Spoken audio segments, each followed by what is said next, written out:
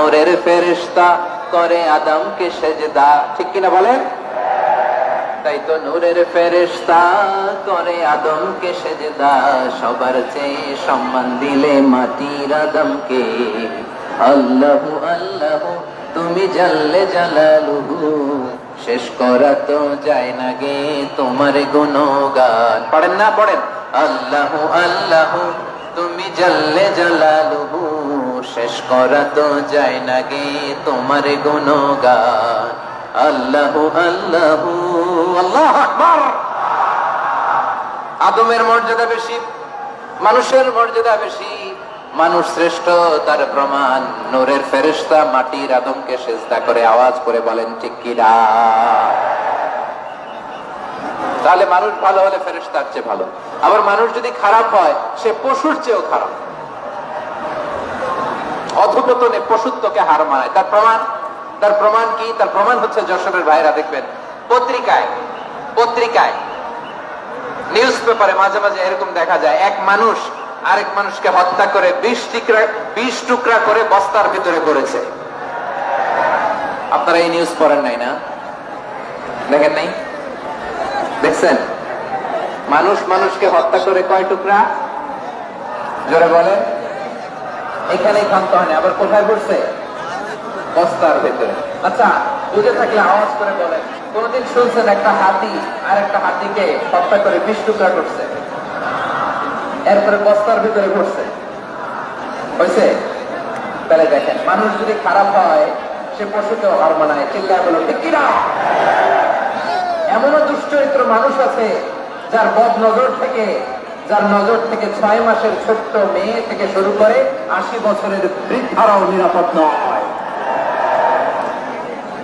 পশুকেও হার মানে। মানুষ মানুষের ঘর জ্বালিয়ে পড়ে মেসাকার করে দেয়, জনপদের পর জনপদ জ্বালায় দেয়। এরকম আসলে নাই?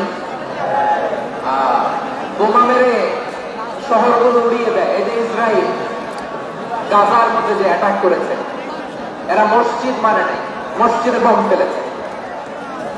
এরা খ্রিস্টানদের চার্চ গির্জা মানে নাই, গির্জায় বম ফেলেছে।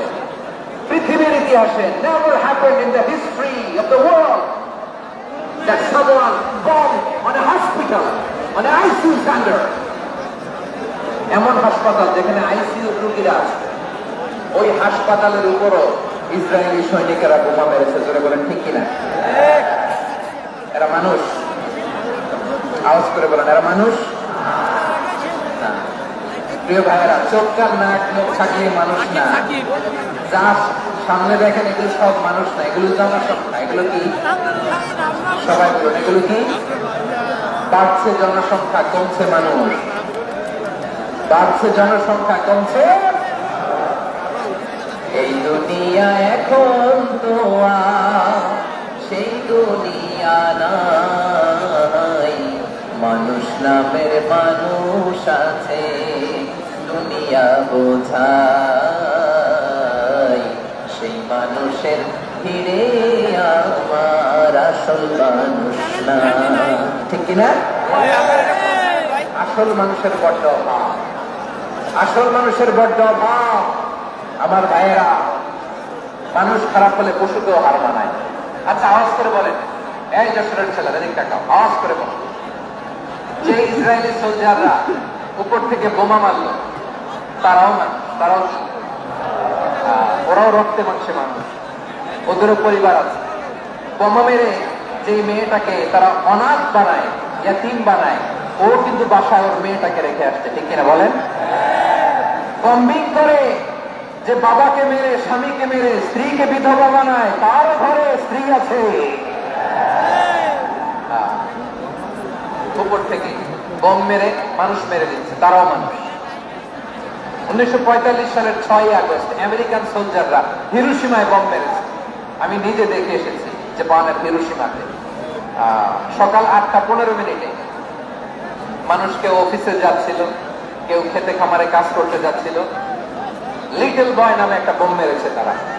এই বোমের আঘাতে, পারমাণবিক এই বোমার রেডিয়েশনে আঘাতে বোম ব্লাস্ট হওয়ার পরে মুহূর্তের মধ্যে 1,40,000 নাই। উপর থেকে যারা মারতেছে এরাও মানুষ, যাদেরকে মারলো তারাও তার মানে মানুষে মানুষে পার্থক্য আছে না? মানুষে মানুষে পার্থক্য আছে। নাক কান চোখ মুখ থাকলেই মানুষ নয়। বাড়ছে জনসংখ্যা, কমছে মানুষ, চিল্লা এগুলো ঠিক কিনা? তাহলে আমরা বুঝলাম মানুষ ভালো হলে অনেক ভালো, খারাপ হলে অনেক খারাপ। ও আমার কলিজার টুকরা যশোরের ভাইয়েরা, আসুন না দিন দিন ব্যাপী এই তাফসীরুল কোরআনের ঐতিহাসিক প্রোগ্রাম থেকে আমরা সিদ্ধান্ত নেই, আমরা ভালো মানুষ হব নাকি খারাপ মানুষ হব। কলিজা থেকে, প্রাণ থেকে আওয়াজ করে সবাই বলুন, ভালো মানুষ নাকি খারাপ মানুষ? ভালো মানুষ হইতাম। ভালো মানুষ যারা জগৎটাকে এনলাইটেন করবে, যারা এনলাইটেন করবে, যারা সত্যের বীর সেনানী হয়ে দাঁড়াবে, যারা সত্যের পক্ষে কথা বলবে, যারা জালিমের মস্তককে ভেঙে খামখাম করে দেবে, এরকম হওয়ার দরকার আছে না নাই? এরকম ভালো মানুষ আমরা হতে চাই কি চাই না? মানুষকে যত্ন নিলে মানুষ যে কত ভালো হয় আপনি কল্পনাও করতে পারবেন না। এই যে আপনাদের যশোরে যে ভালো ছেলেগুলো আছে, যে ভালো তরুণগুলো আছে, যে যুবকগুলো আছে, যে ভালো আলেমরা আছে, ভালো নেতারা আছে, সবাই যদি তাদের মতো হতো, পুরো যশোরটা একটা জান্নাতের টুকরা হয়ে যেত। আওয়াজ করে বলেন ঠিক কিনা? মানুষকে নার্চারিং করলে, মানুষকে পলিশ করলে, মানুষকে গ্রুমিং করলে, মানুষকে সঠিক তারবিয়া দিলে মানুষ অনন্য হয়ে ওঠে। প্রতিটি মানুষ অনন্য। আমি অনন্য, আপনি অনন্য, আমরা সবাই অনন্য। সুবহানাল্লাহ বলেন। মানুষকে আল্লাহ তাআলা দিয়েছেন অসীম ক্ষমতা, অসীম ক্ষমতা। সুবহানাল্লাহ। একটা মানুষ করেন এমন কিছু নাই, একটা মানুষ করেন এমন কিছু নাই। বিশ্বাস করতে হবে, মানুষ যে কল্পনা করতে পারে ওইটা মানুষ করে দেখাতে পারে। যশোরের ভাইয়ের আইডেন্টিটি আমি আবারও বলছি, এই চিল্লাচিল্লি করলে আমার এই গুরুত্বপূর্ণ কথা তোমরা মিস করবা, মিস করবা। কপাল পড়া হবে না, আওয়াজ করে কপাল পড়া হবে না। আমার দিকে তাকাও। মানুষ, মানুষ যা কল্পনা করতে পারে সেটা মানুষ করে দেখাতে পারে। তুমি তোমার কল্পনার রাজ্যকে সাজাও, তোমাকে হারাতে পারে এমন কোন শক্তি আল্লাহর জমিনে না। তোমার কি শক্তি, কি সম্ভাবনা তুমি জানোই না। তুমি এদিকে তাকাও কেন? তোমার রাস্তা তো ওই দূরে, তুমি কোথায় যাবে? আল্লাহ তোমার ওয়াজ শুনতে কোরআনিক লাইভ চ্যানেলটি এখনই সাবস্ক্রাইব করে ফেলুন। ওয়াজ শুনতে আজ রাতেই কোরআনিক লাইভে ফুল ওয়াজ পাবলিশ দেওয়া হবে। Quranic live. মানুষের কাছে অসাধ্য কিছু নাই, মৃত্যু ছাড়া। মৃত্যু ছাড়া মানুষ সবকিছুকে জয় করতে পারে। মৃত্যু ছাড়া যে কোনো অসাধ্যকে সাধন করার ক্ষমতা মানুষকে দিয়ে দিয়েছে কে? হারার জন্য তোমার জন্মই হয় নাই, তোমার জন্ম হয়েছে জেতার জন্য, বিজয়ের জন্য তোমার জন্ম।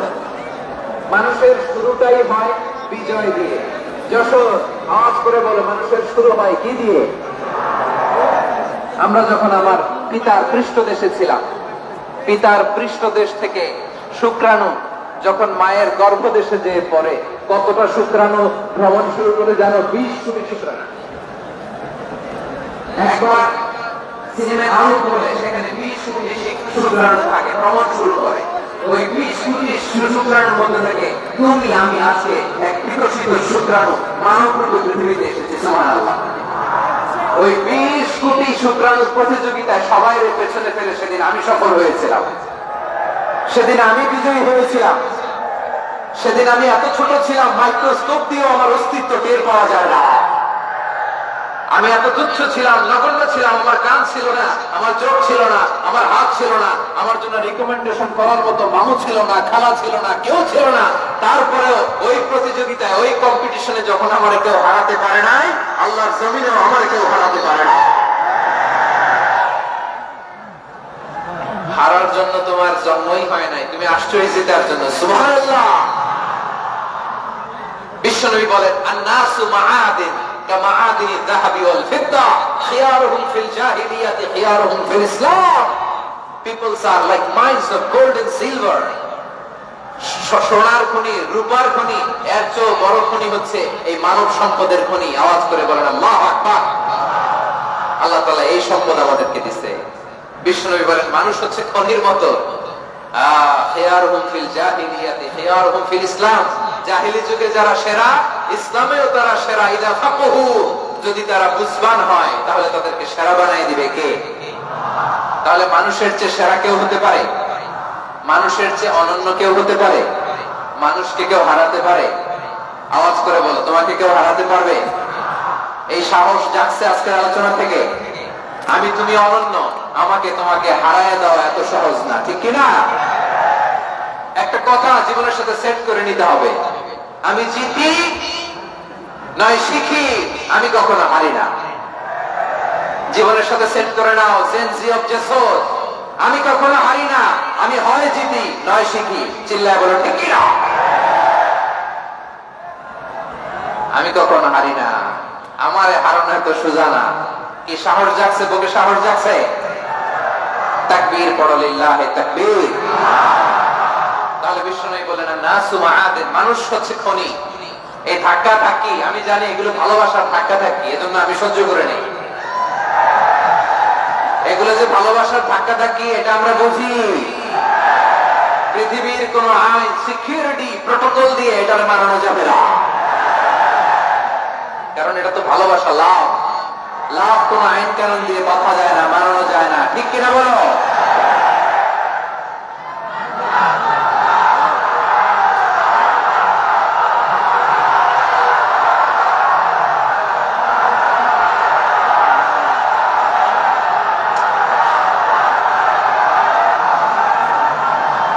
ঠিক আছে, বসুন বসুন বসুন।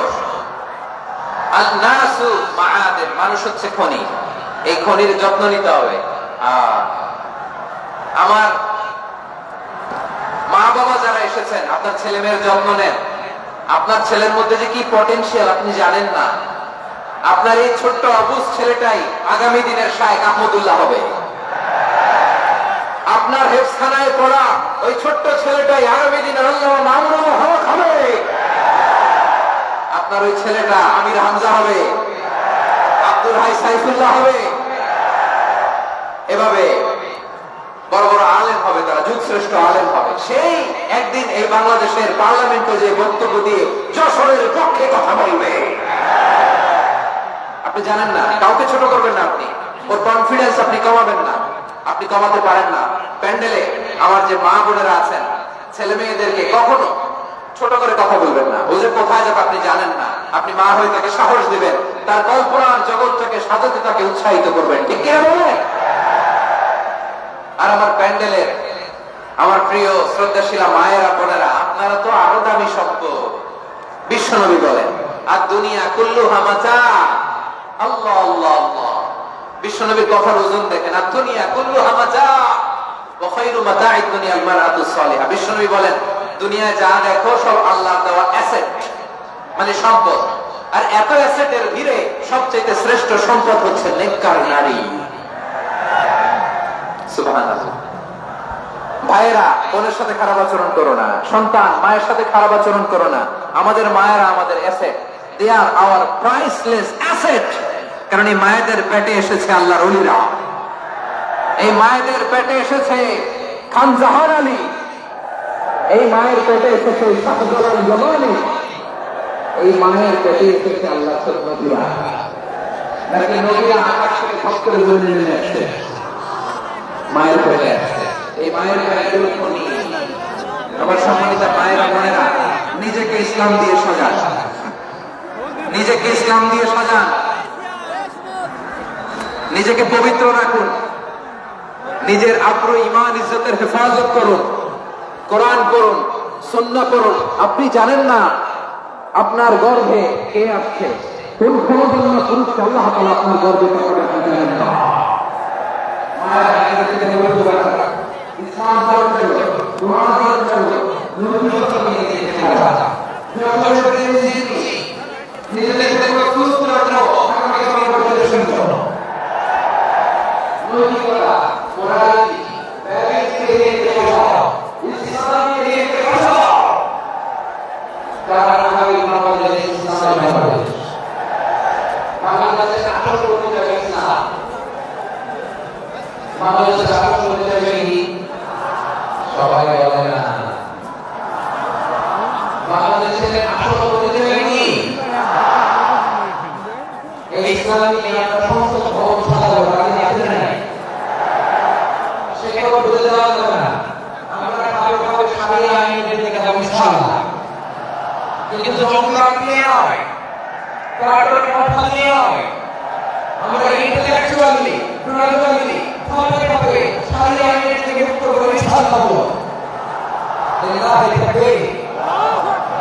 এদেশের আসল পরিচয় সবাই বলেন আওয়াজ করে, এদেশের আসল পরিচয় এদেশে আজান শুনে সূর্য ওঠে শহরে গ্রামে, এদেশে আজান শুনে সূর্য ওঠে সন্ধ্যা নামে, এদেশে সকল কাজে সবাই বলে বিসমিল্লাহ, এদেশে ভালো কিছু দেখে শুনে হাসি মুখে সবাই বলে মাশাআল্লাহ, সুবহানাল্লাহ, সুবহানাল্লাহ, সুবহানাল্লাহ, সুবহানাল্লাহ, সুবহানাল্লাহ, সুবহানাল্লাহ, সুবহানাল্লাহ, সুবহানাল্লাহ।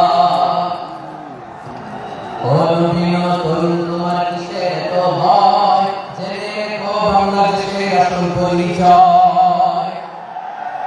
বাংলাদেশের আসল পরিচয় ইসলাম। আওয়াজ তুলে বলো, আসল পরিচয় কি? এদেশে পরস্পরে দেখা হবে দেখালাম, এদেশে আন্তরিকতার হৃদয় তুলে রাখলাম, ঠিক না?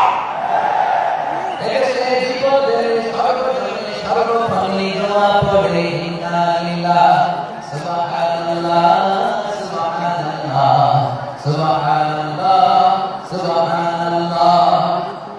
এদেশে আজান শুনে সূর্য ওঠে শহরে গ্রামে, এদেশে আজান শুনে সূর্য ওঠে সন্ধ্যা নামে, এদেশে সকল কাজে সবাই বলে বিসমিল্লাহ, এদেশে ভালো কিছু দেখে শুনে হাসি মুখে সবাই বলে মাশাআল্লাহ, সুবহানাল্লাহ, আওয়াজ করে সুবহানাল্লাহ, সুবহানাল্লাহ, সুবহানাল্লাহ, সুবহানাল্লাহ। সবাই একসাথে সুবহানাল্লাহ, সুবহানাল্লাহ, সুবহানাল্লাহ, সুবহানাল্লাহ। এদেশের আসল পরিচয় কি?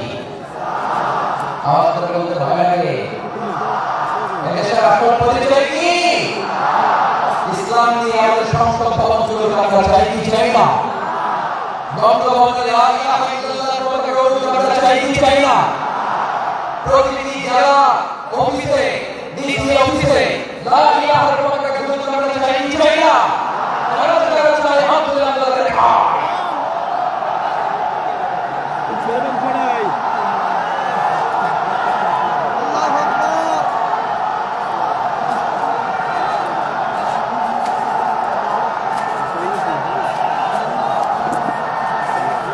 মাশাআল্লাহ, মাশাআল্লাহ, মাশাআল্লাহ, মাশাআল্লাহ। যশোর, আওয়াজ করে বলো, ভালো মানুষ না খারাপ মানুষ? বুঝতে পারছো তো? মানুষ ভালো হলে কত ভালো। এই মানুষকে যত্ন দিন, মানুষকে মানুষ বানালে সে কি হতে পারে? সন্ধ্যা, হ্যাঁ, নাকি মোনাজাত দিয়ে দিব? সন্ধ্যা। তাহলে থামো, থামো, আমি যেটা করবো থামো, থামো, তাকবীরের সবাই মিলে তাকবীর, থামো, থামো।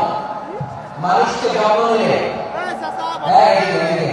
ড্রোন নামাতে হয়েছে, ড্রোনের ফুটেজ হয়ে গেছে, ড্রোন নামাতে আমার দিকে তাকাও। মানুষকে তোমরা এর সাথে তাকালে তো গুরুত্বপূর্ণ পয়েন্ট মিস হয়ে গেল। এখানে হ্যাঁ, ঠিক আছে। মানুষকে যত্ন নিলে মানুষের মধ্যে যারা কি পটেনশিয়াল রয়েছে, আমি জাপানের দিকে উদাহরণ দিই। জাপান এভাবে হবে, হয় বলো না বেশি কথা নাই, কথা তো বলা যায় না, হারাম কথা বলা, এটা কিন্তু আজকের জন্য হারাম করে দিতে হয়, কিছু সময় না, একেবারে নিষিদ্ধ। জাপানের দিকে উদাহরণ দিলে তারপরে একটু সময় দিতে আল্লাহ। 2022 সালে জাপানের সাথে জার্মানির খেলা ফিফা ওয়ার্ল্ড কাপ 2022, এক পক্ষে জাপান আর এক পক্ষে দেশ, কথা শোনা নাই, এক পক্ষে কোন দেশ আর এক পক্ষে সবাই, এক পক্ষে আর এক পক্ষে ওই খেলায় জিতেছিল জাপান, জিতেছিল 22 সালে এই ফিফা ওয়ার্ল্ড কাপে জাপান ফুটবল খেলায় জিতে as part of the celebration তারা খেলার পরে পুরো স্টেডিয়াম তারা ক্লিন করে the fan base of Japan lakh lakh মানুষ খেলা দেখতে যায় তো এত ডাস্টবিন তো নাই তো যারা ডাস্টবিনে জায়গা পায়নি তারা এই চকলেটের প্যাকেট পানির বোতল চিপসের প্যাকেট তারা জিনিসের দিকে রেখে দিয়েছে জাপানের ভক্তরা জাপানের ফলোয়াররা as a part of the celebration তারা খেলার পরে পুরো স্টেডিয়ামের সব ময়লা আবর্জনা ক্লিন করে তারপরে বেরিয়ে গেছে তাদেরকে কি ক্লিন করার দায়িত্ব দেওয়া হয়েছিল হ্যাঁ জাপানের যে ছেলেরা খেলা দেখতে গেছিল ওদেরকে ক্লিন করার দায়িত্ব দিয়েছিল তারা কি স্টেডিয়ামের পরিচ্ছন্নতা করেনি তাদের আগ্রহ তাদের সিক্সেন্স তাদেরকে বলেছে ছোটবেলা থেকে জাপান গভর্নমেন্ট ওদেরকে এত পরিচ্ছন্নতা শেখায় ক্লিননেস অ্যাওয়ারনেস ক্যাম্পেইন করায় ক্লাসে আমি দেখেছি ক্লাসে নিজের ব্যাগ নিজে মুছে ক্লাসে মাস্টার একটা সময় দেয় নিজের টেবিল নিজে মুছে নিজের ক্লাসরুম তারা নিজে পরিষ্কার করে রাস্তাঘাটে একটা ধুলা নাই ময়লা নাই একটা টিস্যু নাই খেলার পরে গোটা বিশ্বকে তাক লাগিয়ে দিয়েছে জাপানের ফ্যানরা সবার রেখে দেওয়া গার্বেজ টিস্যু বোতল পরিষ্কার করে তারপরে স্টেডিয়াম থেকে বিদায় আমরা কেন এমন হতে পারবো না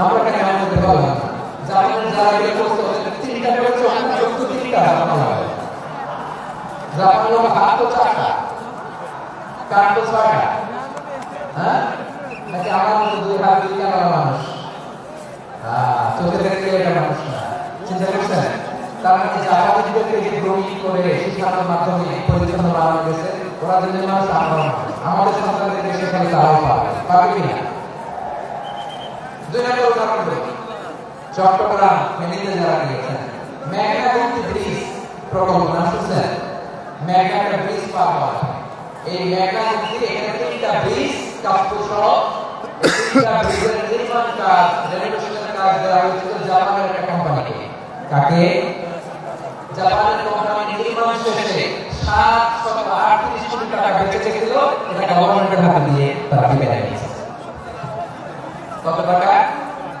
738 কোটি টাকা যত প্রাকৃতিক ব্যয় নির্ধারণ করা হয়েছে সব টাকা সরকার 2019 সরকার কারা ছিল জানেন এই 2019 সরকার তাদেরকে দিয়েছে তারা রিনোভেশন নির্মাণ শেষে 738 কোটি টাকা অতিরিক্ত বেঁচে গেছে এটাও গভর্নমেন্টের হাতে বিদায় দিয়ে তারা বিদায় নিয়েছে আমরা কেন এমন হতে পারবো না জাপানের ওরাও মানুষ আমরাও মানুষ তারা কি মানুষের সাথে পার্থক্য আছে নাই তো জাপানের 2টা উদাহরণ দিলাম এবার বাংলাদেশের 2টা উদাহরণ দিব না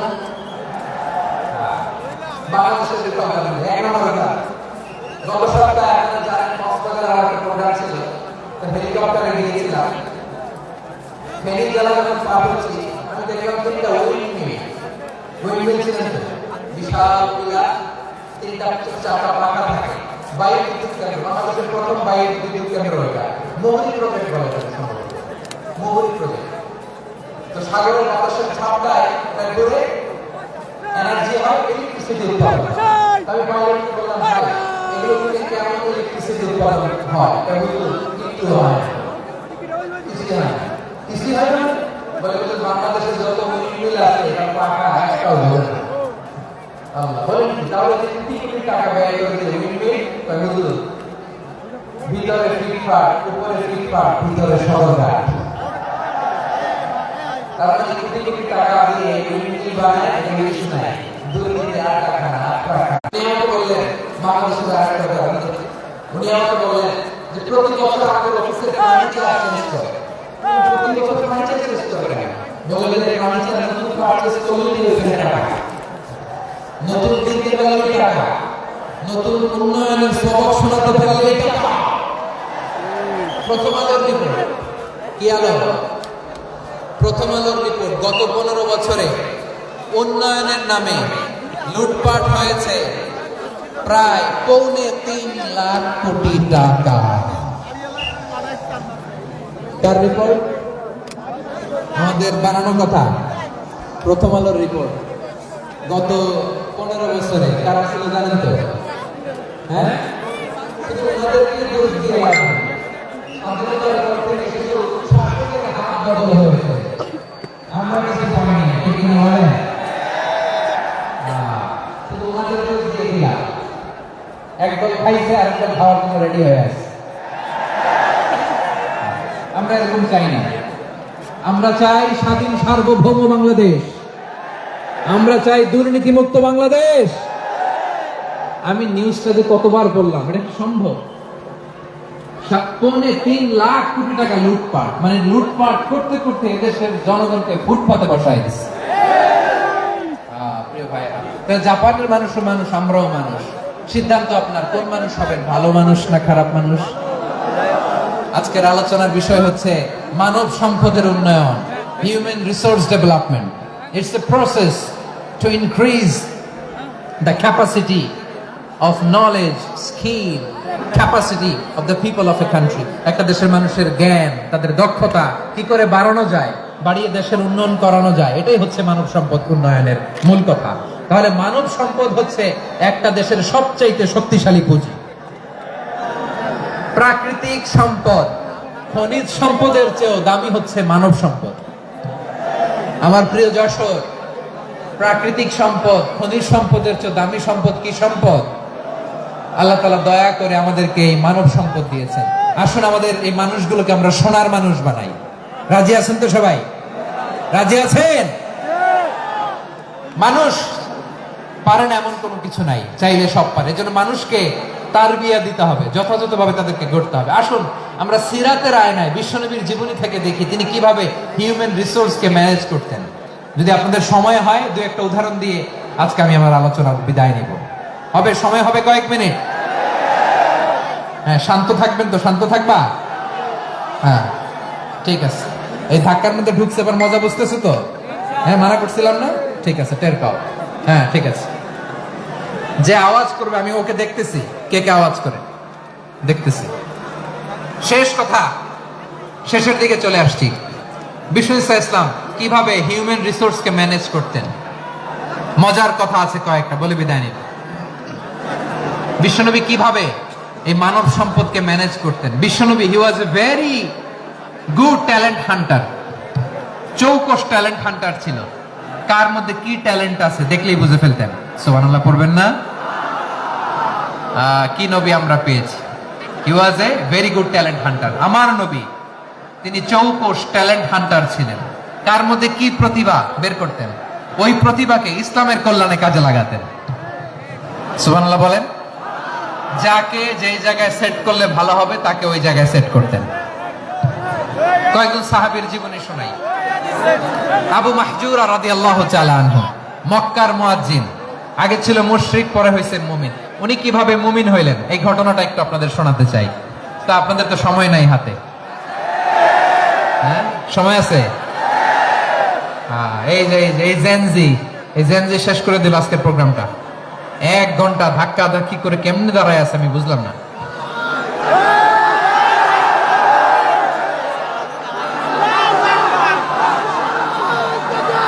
না না, তাকবেন না, চুপ করতে হবে। What I need, you stop. Just shut up. চুপ। হ্যাঁ, ঠিক আছে, এভাবে। আবু মাহজুরা রাদিয়াল্লাহু তাআলা আনহু কিভাবে মুসলিম হলেন আওয়াজ করে শুনেন। হুনাইনের যুদ্ধ, 8ম হিজরি। বিষ্ণু ইসলাম হুনাইনের যুদ্ধ শেষে ফিরতেছেন, পথিমধ্যে বেলাল রাদিয়াল্লাহু তাআলা আনহু, এই যে আবার কথা, আই রে আল্লাহ রে, এখানে ধাক্কা থাকি কেন? চলে যাও, পেছনে যাও, পেছনে যাও। কি আজীব তামাশা! যেখানে যায় এখানে ধাক্কা ধাক্কি, মারামারি, গায়ের উপরে, কাঁধের উপরে, শাউটিং। অনেক গুরুত্বপূর্ণ কথা পয়েন্ট করে নিয়ে আসে যে বলবো, এই শাউট করার কারণে প্রোগ্রামটাই নষ্ট করে দেয়। আসছে আমার ভালোবাসা দেখাইতে, প্রোগ্রামটাই শেষ করে দিয়ে চলে যায়। স্টপ। আবার কথা বল, স্টপ। হুনাইনের যুদ্ধে 8ম হিজরি। কত হিজরি? সবাই বলেন না একটু, কত হিজরি? অষ্টম হিজরিতে হুনাইনের যুদ্ধে রাসূল সাল্লাল্লাহু আলাইহি ওয়াসাল্লাম ফিরে আসতেছেন মদিনায়। পথিমধ্যে বেলাল রাদিয়াল্লাহু তাআলা আনহু আযান দিচ্ছেন। কি দিচ্ছেন? তো পাশে ছিল মুশরিকদের একটা পল্লী, কিছু মুশরিক তরুণ, কিছু অমুসলিম কিশোর, তারা আযানকে ব্যঙ্গ করতেছে। আমাদের বাংলায় মুখ ভেঙ্গানো বলে আর কি। বেলাল রাদিয়াল্লাহু তাআলা আনহু আযান দিচ্ছেন, ওই বাচ্চাগুলো মুশরিক, তো ওরা আযানকে ব্যঙ্গ করতেছে, বিকৃতি করে ওরাও আযান দিচ্ছে। উদ্দেশ্য হচ্ছে আযানকে নিয়ে ঠাট্টা করা। উদ্দেশ্য কি? ঠাট্টা করা। ব্যাপারটা মনে কষ্ট পাওয়ার মতো ব্যাপার না? কিন্তু বিশ্বনবী ওইখানে দেখেন কি খুঁজলেন। বিশ্বনবী খেয়াল করলেন অমুসলিম কিশোরদের মধ্য থেকে একটা কিশোরের গলাটা বড় দরাজ গলা, কণ্ঠটা বড় সুন্দর। খেয়াল করে দেখলেন যে কিছু কিশোর বেলালের আযানকে ব্যঙ্গ করে, বিকৃতি করে, কিন্তু একজনের কণ্ঠ দেখতে পাচ্ছেন না এত দূরে, কিন্তু কণ্ঠটা বড় সুন্দর, দরাজ গলা। বিশ্বনবী সাহাবীদেরকে বললেন, ধরো এগুলারে, ধরো। সবগুলারে ধরে বিশ্বনবী সামনে আনা হলো। ওরা হাঁটু গেড়ে বসলো। বিশ্বনবী বললেন, তোমাদের মধ্যে কে যেন ব্যঙ্গ করে আযান দিচ্ছিল, তার গলাটা বড় উঁচু, গলার বেসটা বড় মজবুত, মেলোডিয়াস, সুমধুর কণ্ঠ। কে? আবু মাহজুরা বলে, আমার বন্ধুরা সবাই আমার দিকে আঙ্গুল দেখায়, আমি পড়ে গেছি বিপদে। রাসূল সাল্লাল্লাহু আলাইহি ওয়াসাল্লাম বাকি অমুসলিম তরুণদেরকে ছেড়ে দিলেন, বললেন তোমরা যাও। এবার আবু মাহজুরারে পাইছে। আবু মাহজুরার চুলের মধ্যে হাত দিলেন বিশ্বনবী, মাথায় হাত দিয়ে বললেন, এবার আযান দাও দেখি। আবু মাহজুরা বলে, আমি তো আযান দিতে জানি না, কারণ আমি তো বেলালেরটা শুইনা দিছি, আমার তো মুখস্থ নাই, আমি তো আযান দিতে জানি না। বিশ্বনবী বললেন, জানো না? তাহলে আসো, আমি তোমারে শিখাই দেই। সুবহানাল্লাহ পড়া। আবু মাহজুরা হাঁটু গেড়ে বসে, বিশ্বনবীর মুবারক হাত আবু মাহজুরার চুলের মধ্যে। বিশ্বনবী আযানের মুআল্লিম আবু মাহজুরাকে বলতেছে, ঠিক আছে তোমারে শিখাই দিচ্ছি, আমি যা যা বলবো আমার সাথে সাথে বলো, পারবা? আবু মাহজুরা বলে, পারবো। বিশ্বনবী আযান দিচ্ছেন মাথায় হাত দিয়ে, আল্লাহু আকবার,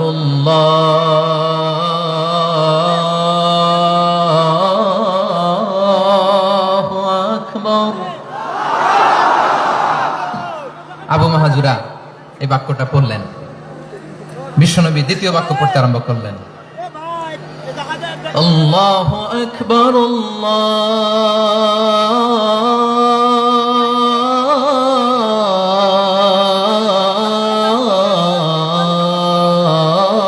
আল্লাহু আকবার। আবু মাহজুরা এই বাক্যটা বললেন। বিশ্বনবী আবু মাহজুরার মাথার মধ্যে হাত দিয়ে তৃতীয় বাক্য বললেন, আশহাদু আল্লা ইলাহা ইল্লাল্লাহ